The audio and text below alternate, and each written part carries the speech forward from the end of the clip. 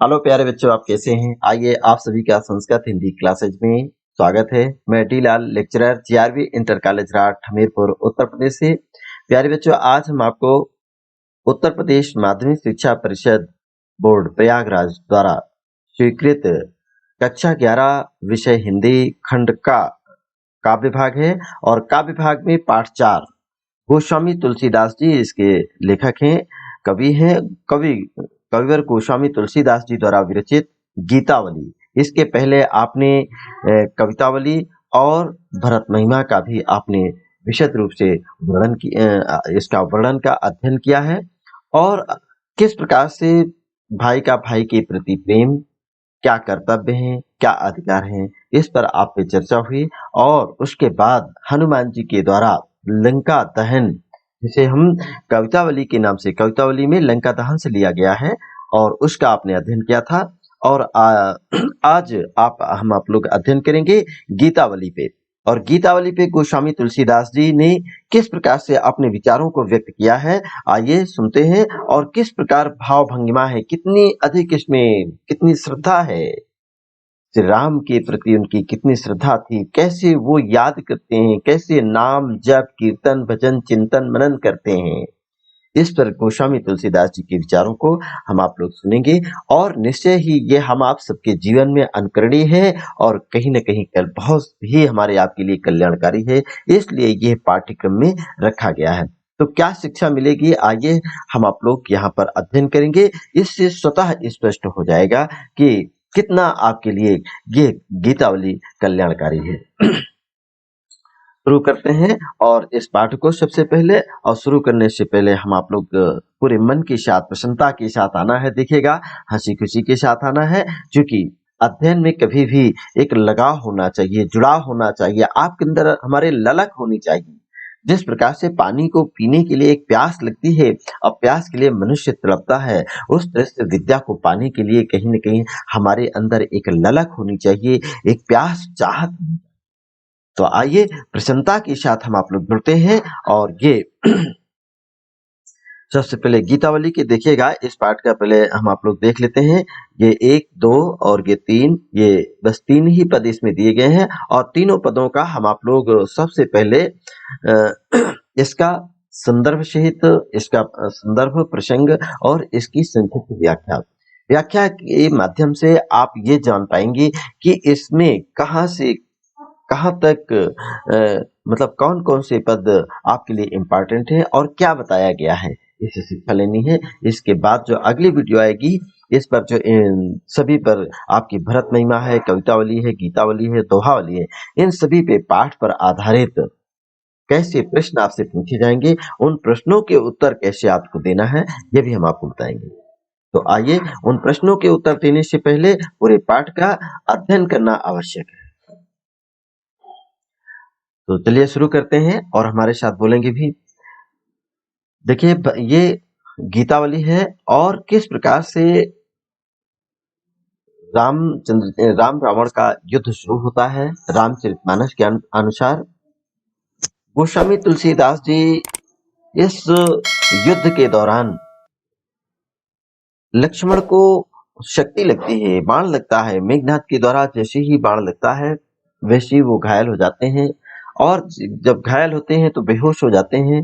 और ऐसी स्थिति में बड़े भैया श्री रामचंद्र जी की क्या दशा होती है और कैसे वो विलाप करते हैं, कैसे वो विलाप करते हैं, तो इसका बहुत ही मार्मिक चित्रण यहाँ पर प्रस्तुत किया गया है।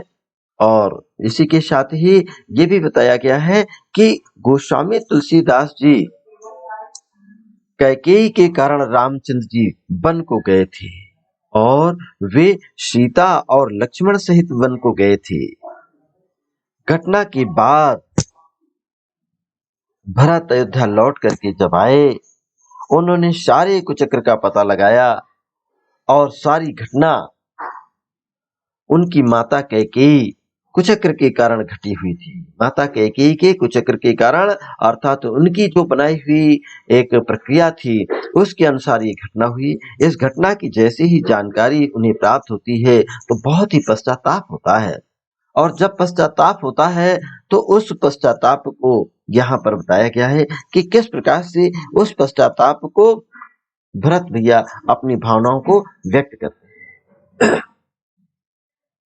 तो रामचरितमानस पर ही आधारित है एक तरह से ये तो गीतावली, और गीतावली में आपको स्पष्ट किया गया है कि किस तरह से भरत जी अपने बड़े भाई के लिए विलाप करते हैं और माता कैकेयी के बारे में क्या उनके विचार हैं और क्या भरत भैया के लिए उनके विचार हैं और क्या दशा है अयोध्यावासी, नगरवासी और पुरवासियों की, इस पर हम आप लोग अध्ययन करते हैं। तो आइए शुरू करते हैं।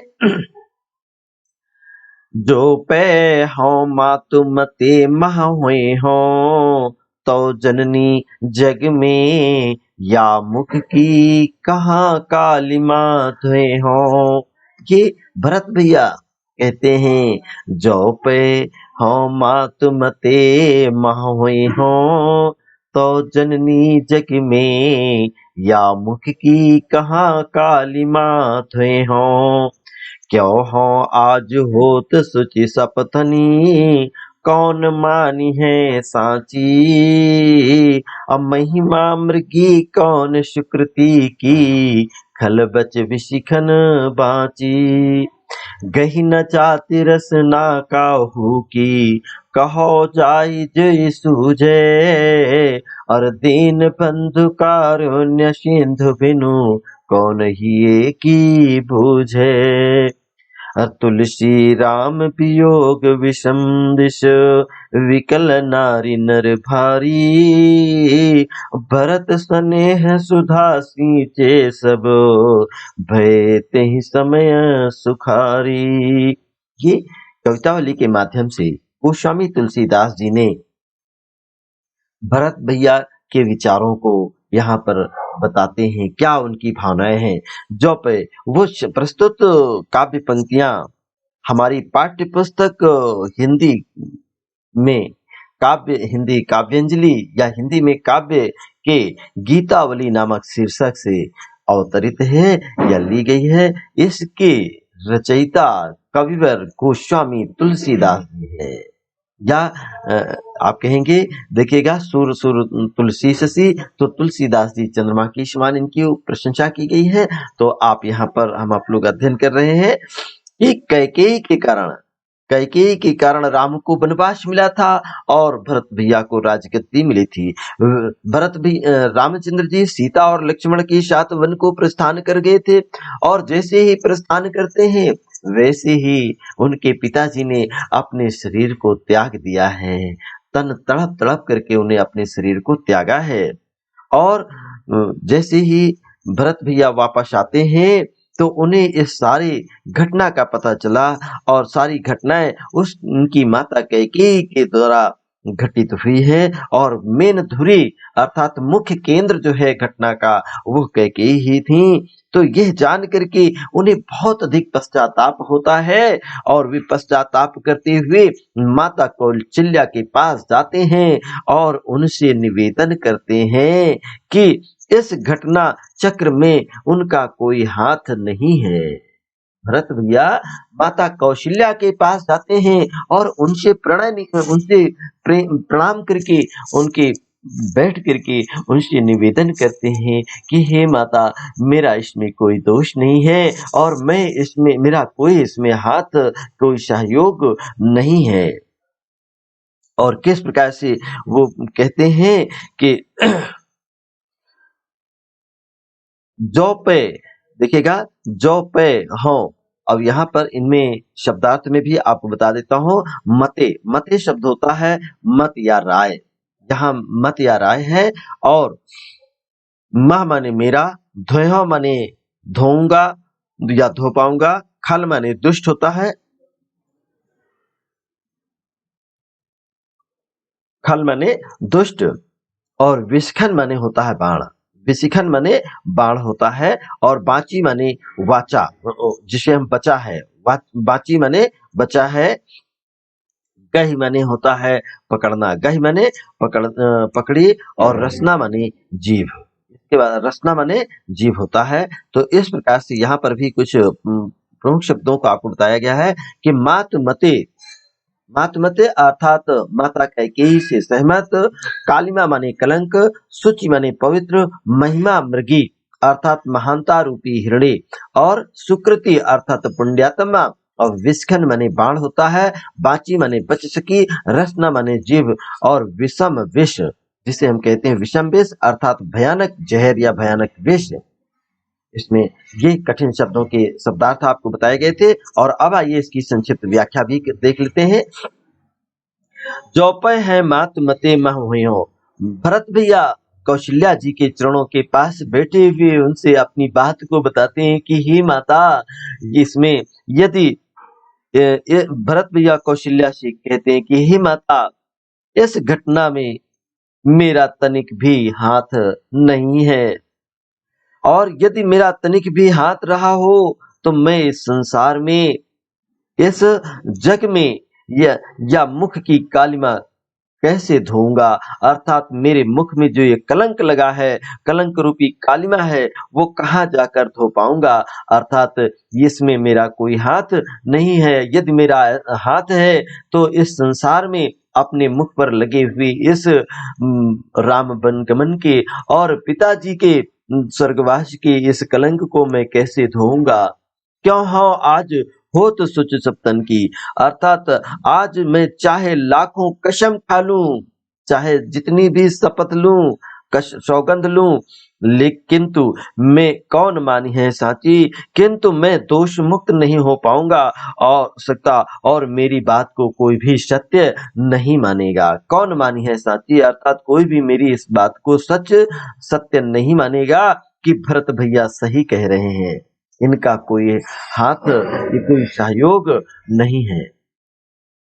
महिमा मृगी कौन सुकृति की, खलबच बिसिखन बाची, इस संसार में कौन ऐसा पुण्यात्मा है जिसकी महिमा रूपी हिरण, ये महिमा मृगी माने महिमा रूपी हिरणी दुष्टों की, कौन सुकृति की अर्थात महिमा रूपी हिरणी दुष्टों के वचन रूपी या दुष्ट वचन रूपी जो होते हैं, खलबच माने होता है दुष्ट वचन रूपी बाणों से बच सका हो, अर्थात कोई नहीं बचा है इस संसार में। कोई ऐसा नहीं है जो दुष्ट लोगों ने उनकी कहीं न कहीं बुराई ना की हो। गही न जाति अर्थात दुष्टों ने इस पुण्यात्मा को अपमानित और अपयश का भागी नहीं बनाया है। सभी पुण्यात्माओं को अपमानित करने का और उन पर अपयश लगाने का प्रयास किया है दुष्टों ने। किसी की भी जीव दिन कहीं न जाति रचना का होगी, किसी की जीव नहीं पकड़ी जा सकती है, इसीलिए कहो जाए जे सुझे, जिसकी जो मर्जी है वो कहता चला जा रहा है, हे माता मेरा इसमें कोई भी हाथ, मेरा इसमें कोई भी संबंध नहीं है, इस घटना में मुझे कोई भी जानकारी नहीं थी। और कहे जाए जो सूझे, जिसको जो सूझ रहा है, जो समझ में आ रहा है, वो कहता चला जा रहा है। करुणा सिंधु दीन बंधु कारुण सिंधु अर्थात दीनों के बंधु, करुणा के सागर के बिना मेरे ही मने हृदय की बात को कौन जान सकता है, अर्थात कोई नहीं जान सकता है, कोई समझ नहीं पाएगा। गोस्वामी तुलसीदास जी कहते हैं, तुलसी राम वियोग विषम विष विकल नारी नर भारी। तुलसीदास जी कहते हैं रामचंद्र जी का वियोग भरत भैया के लिए बहुत ही विषम है, बहुत ही कठिन है। राम वियोग रूपी विष से जब सब नर नारी व्याकुल हो रहे थे, उस समय भरत द्वारा प्रेम रूपी, भरत स्नेह सुधा अर्थात अमृत रूपी प्रेम से, प्रेम रूपी अमृत से या प्रेम रूपी अमृत से सींचे सभी को उन्होंने सिंचित किया और सिंचित करने के बाद सबको बड़ी ही शांति मिली। भय ते समय सुखारी, जिसमें उन्होंने अपने अमृत रूपी वचनों से, प्रेम रूपी अमृत वचनों से उन्होंने सभी को सिंचित किया तो सभी लोग सुखी हो गए। इस बात की यहाँ पर संक्षिप्त व्याख्या आपको की गई है और इसमें देखिएगा काव्य सौंदर्य इस प्रकार से आप ये भरत के महान चरित्र की एक महिमामय झांकी यहाँ गोस्वामी तुलसीदास जी ने प्रस्तुत की है। भाषा इसमें ब्रज है और शैली इसमें मुक्तक है, शैली इसमें मुक्तक है। और इसी में आप देखिएगा परम शीलवान भरत भैया के अंतर्द्वंद का बहुत ही प्रभावशाली यहाँ पर वर्णन किया गया था। मुहावरों का सुंदर इसमें प्रयोग भी है और उस मुहावरों के कारण के प्रयोग से ही इसमें रूपक रूपक अलंकार और अनुप्रास अलंकार की सुंदर छटा भी है। रस इसमें शांत है और काव्य की गुण इसमें प्रसाद गुण है और छंद का नाम गेय पद है। छंद का नाम गेय पद है। इसमें शब्द शक्ति लक्षणा है, शब्द शक्ति लक्षणा है। इस प्रकार से हम आप लोगों ने इस ये जो प्रस्तुत काव्य है, इस प्रस्तुत काव्य को भरत भैया के क्या विचार थे, तुलसीदास जी ने भरत भैया के जो विचार थे माता के सामने जाकर के उन्होंने किस प्रकार से पश्चाताप किया है, माता जी के पास जाकर के भरत भैया ने कैसे अपनी पश्चाताप किया है, उस भाव को यहाँ पर व्यक्त किया गया है। और कहीं न कहीं हम आप लोगों को अपनी पारिवारिक एकता को बनाए रखने के लिए, अपने देश की एकता और अखंडता को बनाए रखने के लिए एक दूसरे का सम्मान करना, उसके हृदय एक दूसरे की हृदय की पीड़ा को जानना, समझना, सुनना, ये सभी का परिवार के प्रत्येक सदस्य का परम कर्तव्य माना जाता है और कहीं न कहीं हम सबके लिए कल्याणकारी है। मानव कहीं न कहीं एक सामाजिक प्राणी है, मानव एक सामाजिक प्राणी है और समाज में रहना है तो सबसे पहले उसकी एक छोटी इकाई परिवार होती है। परिवार में रह कर रहना है तो परिवार में एक दूसरे की बात को सुनना, समझना। और कहा जाता ओम सहनाववतु सहनौ भुनक्तु सह वीर्यं करवावहै तेजस्विनावधीतमस्तु मा विद्विषावहै। अर्थात एक साथ मिल करके, जैसे देवता लोग पहले भी करते थे उसी प्रकार से यहाँ पर भी हम आप लोगों को करना होता है। और देखिएगा ये हम सबके लिए कल्याणकारी है। देश की एकता और अखंडता को बनाए रखने के लिए पारिवारिक एकता पहले आवश्यक है, सामाजिक एकता आवश्यक है, इसलिए कहीं न कहीं हम सबके लिए लाभकारी है और इसी मन मस्तिष्क में अपने विचारों में स्थान देने लायक है। होइहों देखिए यहाँ पर होइहों धोइहों, साची बाची, सूझे बूझे, भारी सुखारी, ये शब्द जो है अंत्या अनुप्रास अलंकार के सुंदर उदाहरण हैं। और यहाँ पर स्नेह सुधा जैसे आता है और विषम विष, यहाँ राम वियोग विषम विष, ये रूपक अलंकार के उदाहरण है। इसमें शांत रस है। तो आइए अब अगली भी पंक्तियां, अगले दोहे को भी हम आप लोग जो गेय पद है उसका पद का भी हम आप लोग अध्ययन कर लेते हैं। शुरू करते हैं, देखिएगा और सभी लोग ये देखिएगा, इसको अपने मन से इसकी व्याख्या, इसके अर्थ को समझें।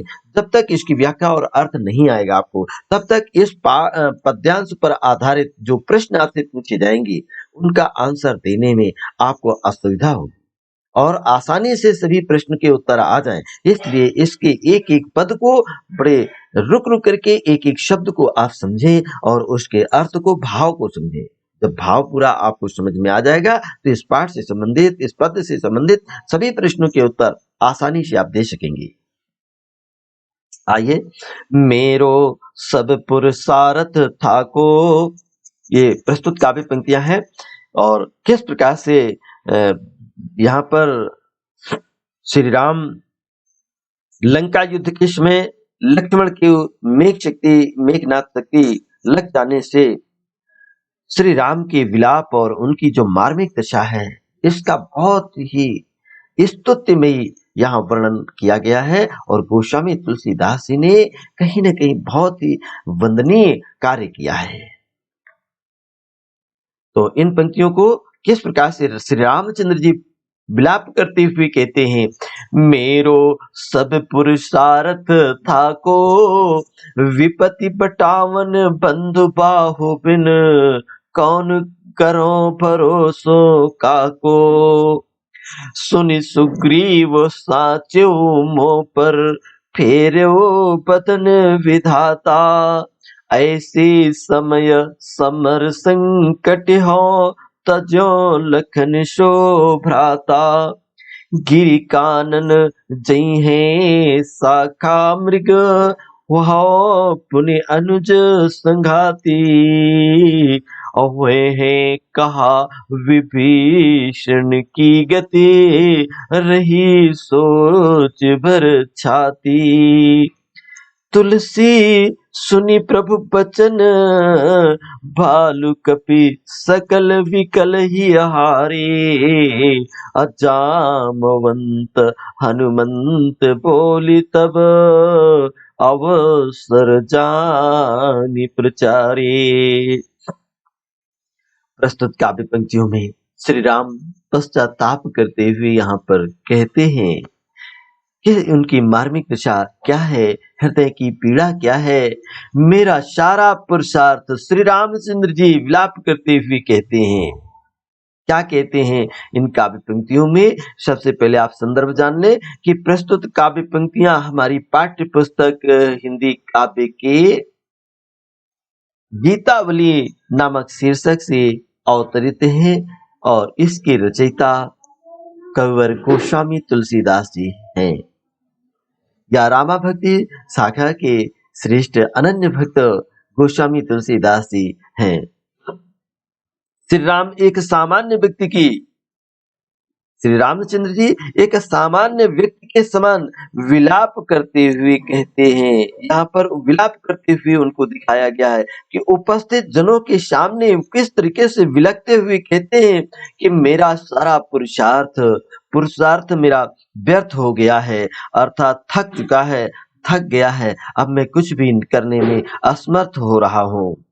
विपत्ति को बटाने के लिए, मुसीबत को बटाने के लिए, मुसीबत को बांटने के लिए बांटने वाली भाई रूपी जो भुजाएं हैं, ये भाई रूपी बंद बाहु अर्थात भाई रूपी भुजाएं हैं। बिन करो भरोसों काको अर्थात भाई रूपी भुजा लक्ष्मण के बिना अब मैं किसका विश्वास करूंगा। काको माने किसका विश्वास करूंगा। सुन सुग्रीव और श्री राम अर्थात वे सुग्रीव को संबोधित करते हुए कहते हैं, श्री राम सुग्रीव को संबोधित करते हुए कहते हैं कि भैया सुग्रीव, मैं सच कहता हूँ कि मुझसे विधाता ने मुंह फेर लिया है।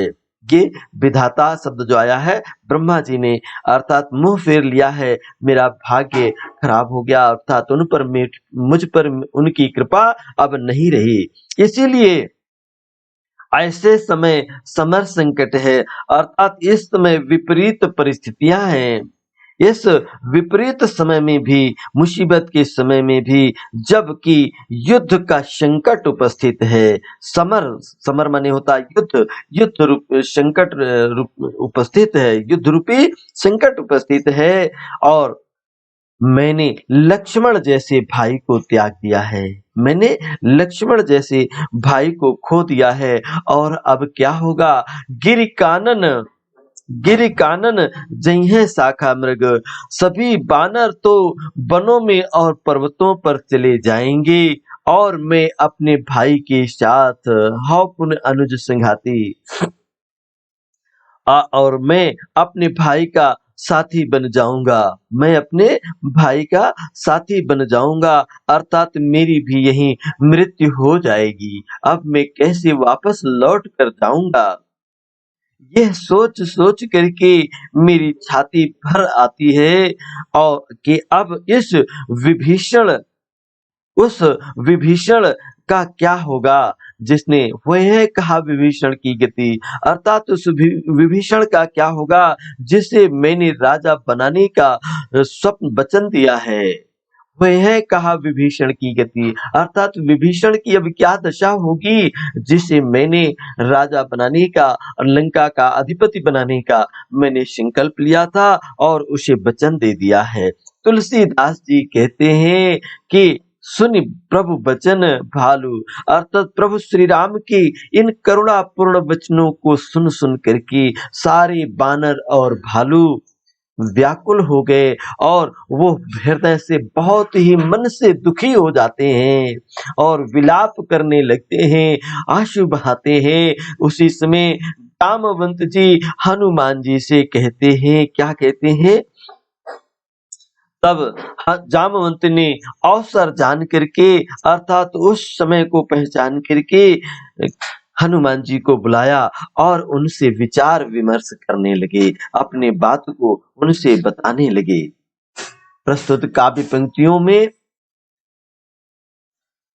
काव्य सौंदर्य आप देख लें कि श्री राम के भ्रातृ प्रेम और उनकी विरह जनित दशा का बहुत ही मार्मिक चित्रण प्रस्तुत किया गया है। यहाँ पर भाषा इसमें ब्रज है, ब्रज भाषा है, शैली इसकी मुक्तक है और अलंकार इसमें अनुप्रास अलंकार, रूपक अलंकार है, रस इसमें करुण रस है और गुण इसमें माधुर्य है, छंद का नाम इसमें गेय पद है। अगर आपसे पूछा जाता है कि प्रस्तुत काव्य पंक्तियों में कौन सा छंद है, तो आप बताएंगे छंद इसमें गेय पद है और शब्द शक्ति इसमें लक्षणा है और अनुप्रास अलंकार अगर आप सिद्ध करना के लिए आता है तो आप इन शब्दों को देखिए, थाको, काको, विधाता और भ्राता, संघाती और छाती, हारे और प्रचारे। इन शब्दों को लिखने के पश्चात लिखेंगे कि इसमें अंत्या अनुप्रास अलंकार है। वैसे भी आप देखिएगा अनुप्रास अलंकार का सुंदर विपत्ति बटावन बंधु बाहु बिनु, इसमें बा वर्ण की आवृत्ति कितनी बार हो रही है और करो भरोसो काको, ये का वर्ण की आवृत्ति कितनी बार हो रही है। तो इसमें जब वर्णों की आवृत्ति होती है तो वहां पर अनुप्रास अलंकार होता है, लेकिन जहां काव्य में दो से अधिक वर्णों, एक या अनेक वर्णों की आवृत्ति दो से अधिक बार होती है, वहां पर वृत्या अनुप्रास अलंकार होता है। ये प्रस्तुत काव्य पंक्तियों में वृत्या अनुप्रास अलंकार है। सुन सुग्रीव साच्यो मुँह पर, देखिएगा, सुन सुग्रीव साच्यो मुँह पर फेरो बदन विधाता, इसमें भी और ऐसे समय समर संकट है, सावर्ण की आवृत्ति इसमें देखिएगा और यहाँ पर भी सावर्ण की आवृत्ति है और मावर्ण की भी आवृत्ति है। ऐसी स्थिति में यहाँ पर भी वृत्या अनुप्रास अलंकार है। तो अनुप्रास अलंकार भी है और इसमें रूपक अलंकार भी है, प्रभुवचन और शाखा मृग, ये समर संकट, यहाँ पर रूपक अलंकार है। तो इसमें करुण रस है और करुण रस में का स्थायी भाव आप जानते हैं कि क्रोध होता है, करुण रस। तो आइए, ये आपने जो काव्य को सुना है, ये आपके लिए किस प्रकार से प्रभु श्री रामचंद्र जी भी एक साधारण मानव की तरीके कैसे भाई के प्रति उन्होंने हम सब के लिए एक अनुकरणीय और एक कहीं न कहीं अपने विचारों में स्थान देने के लिए उन्होंने ऐसा एक मानवीय कृत्य किया है। तो श्री राम ने, वो स्वयं ईश्वर थे और कहीं न कहीं वो चाहते तो उनके लिए सब कुछ नहीं था, वो पूरी स्थिति को उनको पता था। फिर भी हम आप सभी को शिक्षा देने के लिए कि भाई का भाई के प्रति कितना प्रेम होना चाहिए, उस प्रेम भाव को यहाँ पर व्यक्त किया है कि बंधु भाव बाहु, अर्थात ये जो उनकी छोटा भाई जो होता है वो दो भुजाओं के समान होता है। जिस प्रकार से भुजाओं से आप जब चाहते हैं, जैसा कार्य चाहते हैं, वैसा कार्य इन बाहों से, अपने हाथों से कर लेते हैं। उसी तरीके से ये छोटे भाई लोग भी होते हैं, उनसे भी आप भुजाओं की तरह वो आपके सहायक होते हैं, आपकी सेवा करते हैं, आपकी मदद करते हैं। भावनाओं को स्थान दिया गया है, इससे आपको शिक्षा मिलती है। आइए और इसी के बाद तीसरा पद भी लेते हैं और तीसरा पद भी आपके लिए बहुत ही इंपॉर्टेंट है।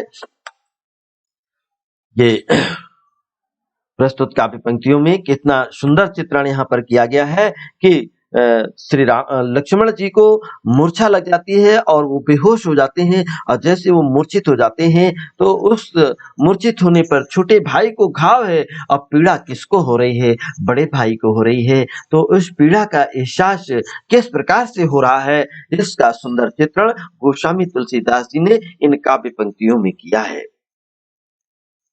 तो आइए पहले इसका हम आप लोग उच्चारण करेंगे।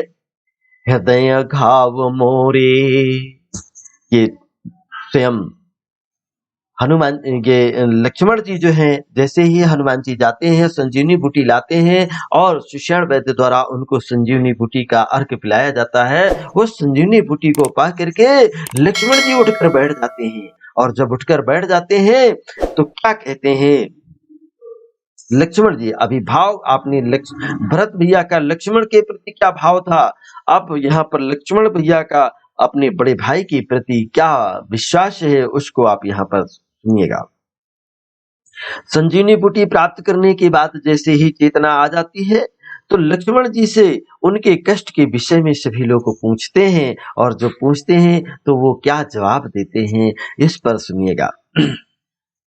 हृदय घाव मेरे पीर रघुबीरे, हृदय घाव मेरे पीर रघुबीरे, पाई सजीवन जागी कहतियों, प्रेम पुलक बिसराय शरीरे, हृदय घाव मेरे पीर रघुबीरे, मोहि कहा पूछत पुनि पुनि, जैसे पाठ अरत चर्चा की रे, और शोभा सुख छति लाहु भूप कहाँ, केवल कांति मोल ही रे, हृदय घाव मोरे पीर रघुबीरे, तुलसी सुनी सौमित्र बचन सब, धरि न सकत धीरो धीरे, उपमा राम लखन की प्रीति की, क्यों दीजे खीरे नीरे,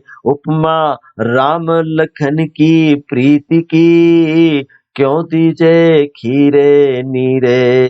प्रस्तुत काव्य पंक्तियों में बहुत ही अच्छे ढंग से अलंकृत किया गया है। देखिए अनुप्रास अलंकार और रूपक अलंकार की यहाँ पर और संयोग श्रृंगार मिलेगा आपको। हृदय घाव मोरे, प्रस्तुत काव्य पंक्तियों का पहले आप संदर्भ किस प्रकार से बनाएंगे, पूर्व में भी आपको बताया गया कि प्रस्तुत काव्य पंक्तियां हमारी पाठ्य पुस्तक हिंदी काव्य के गीतावली नामक शीर्षक से अवतरित हैं, और इसके रचयिता कविवर गोस्वामी तुलसीदास जी हैं, और उनको आप अंडरलाइन कर देंगे। गोस्वामी तुलसीदास जी, पाठ का नाम और लेखक का नाम, पुस्तक का नाम, तीन चीजों को आप हाईलाइट करेंगे इसमें।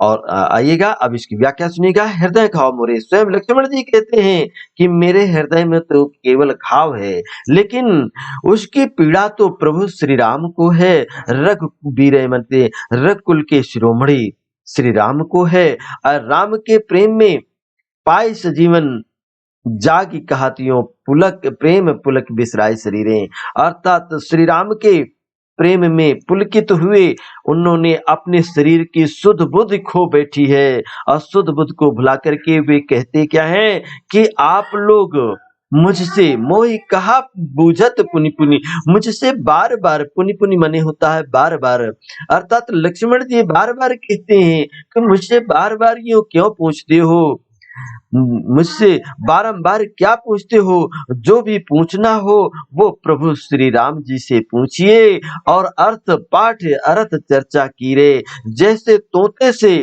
जैसे तो कीरे माने शब्द होता है, कीरे माने तोते होता है, जिस प्रकार से तोते से पाठ के अर्थ की चर्चा करना व्यर्थ है, तोते से यदि देखिएगा कहा जाता है, आपने नाम सुना होगा महाकवि बाण भट्ट जी का, और महाकवि बाण भट्ट जी ने कादम्बरी की रचना की, तो कादम्बरी में उन्होंने बताया कि उनके मेरे परिवार में, महाकवि बाण भट्ट जी ने बताया कि मेरे परिवार में पले हुए तोता और मैना भी वेदों का पाठ करते थे। इससे सिद्ध होता है कि महाकवि बाण भट्ट के एक वत्स गोत्र में पैदा हुए, और उनके परिवार में किस तरह से वेदों का पाठ होता था कि उनके यहाँ तोता और मैना भी जो पिंजड़ों में पले थे, वो भी यदि कहीं बटवा लोग, शिष्य लोग कहीं उच्चारण गलत करते थे तो पक्षी भी उसका सही सही उच्चारण कर देते थे, अर्थात बता देते थे। और पक्षियों से यदि पूछा जाए कि इस पाठ का, इस श्लोक का या इस मंत्र का अर्थ क्या है, तो पक्षी लोग नहीं बता सकते हैं। आज उसी प्रकार से गोस्वामी तुलसीदास जी कहते हैं कि प्रभु श्री रामचंद्र जी को उनकी पीड़ा है, घाव तो श्री लक्ष्मण जी को है, लेकिन पीड़ा का एहसास प्रभु श्री राम को है। और लक्ष्मण जी से यदि बार बार पूछा जाता है कि आपको पीड़ा कैसी है, आपको कितना दर्द हो रहा है, तो इस बात का जवाब देते हुए लक्ष्मण जी स्वयं कहते हैं कि पीड़ा का यदि पूछना है तो प्रभु श्री राम से पूछिएगा, उनको इसका मैं क्या बता सकता हूँ। मैं तो उस तोते की भांति हूँ, जैसे तोते के सामने रटा दिया जाता है तो उतना ही वो बोलता है। मुझे पीड़े का एहसास यदि जानना है तो मुझे पीड़े का एहसास नहीं, बल्कि प्रभु श्री रामचंद्र जी को है। तो तोता केवल पाठ को ही रट लेता है, अर्थ को उसको तो उसका स्वामी ही जानता है, अर्थ तो उसका स्वामी ही जानता है। उसी प्रकार लक्ष्मण जी को तो केवल घाव की बात ज्ञात है और उसकी पीड़ा तो प्रभु श्री राम ही जान सकते हैं। दूसरा दृष्टांत देते हुए लक्ष्मण जी कहते हैं, देखिए इसीलिए यहाँ पर कहा जाता है दृष्टांत अलंकार है। जहाँ काव्य में किसी छोटे छोटे अन्य दृष्टांत प्रस्तुत किए जाते हैं, उदाहरण प्रस्तुत किए जाते हैं, वहां पर दृष्टांत अलंकार हुआ करता है। इन काव्य पंक्तियों में दृष्टांत अलंकार है। दूसरे यहाँ पर उदाहरण देते दृष्टांत देते हुए लक्ष्मण जी कहते हैं, हीरे की शोभा, शोभा सुख क्षति लाभ भूप कहाँ। अर्थात शोभा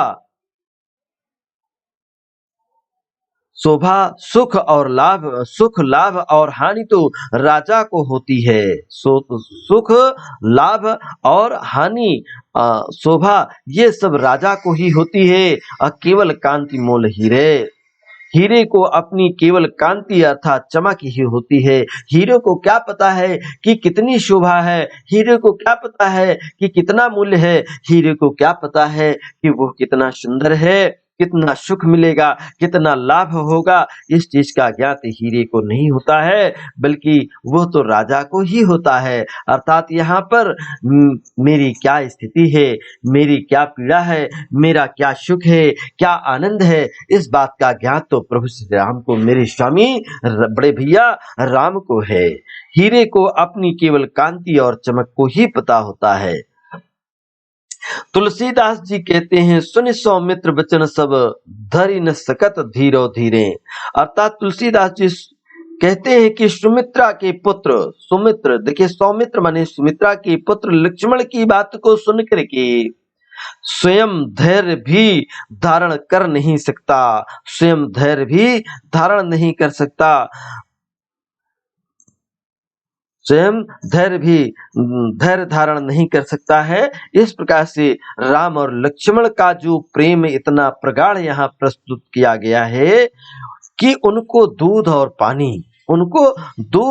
पानी के एक रूप होने की भी उपमा कैसे दी जा सकती है। अर्थात दूध और पानी को भी हंस जो है अलग कर देता है, लेकिन क्योंकि दूध में थोड़ा सा खट्टा पदार्थ डाल देने से वह तुरंत फट जाता है। जैसे ही दूध में खट्टा पदार्थ आप डाल देते हैं वैसे ही दूध फट जाता है, पानी अलग हो जाता है और दूध अलग हो जाता है। किंतु यहाँ पर राम और लक्ष्मण की जो प्रेम की जो प्रीति है, उस प्रीति को अलग करना असंभव है। अर्थात यहाँ दूध और पानी मिलन जैसे बताया जाए तो वह भी गलत होगा, परंतु श्री राम और लक्ष्मण का प्रेम इतना घनिष्ठ है कि उसको दूध और पानी की उपमा भी नहीं दी जा सकती है, क्योंकि प्रभु श्री राम और लक्ष्मण कभी अलग अलग नहीं हो सकते हैं। दूध और पानी को तो अलग कर सकते हैं